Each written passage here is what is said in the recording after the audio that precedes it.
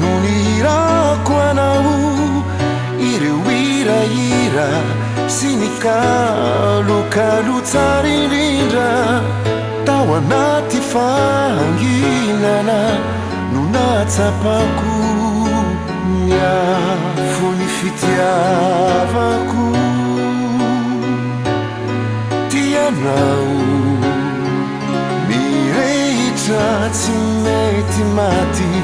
ao abo ho anao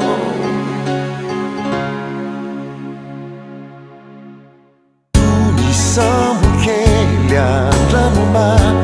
sy namangeny eny tsy matahotroja namanay zao de overy eny manantena ihany ny hotody atrany ahitany seranana toy izany ny vetsovetso-poko singa ny ety ho anao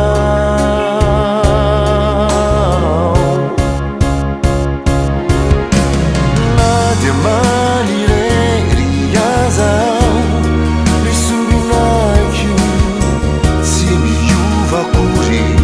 ny fity zay nolalakio na hoaingana na oelizany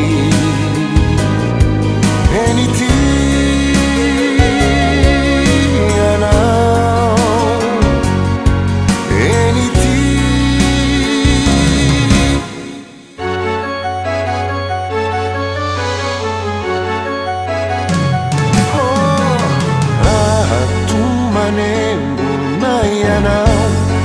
matsiarotsiaro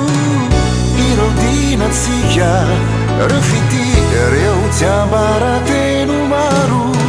de izany no vomaika ame na atrany miafo ny fitiavako tiaminao mirehitra tsy mety maty ao abo ho anao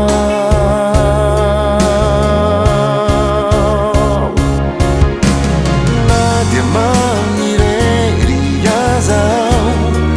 isombinakio tsy miovakory ny fity zay nolalakio na hoaingana na oelizany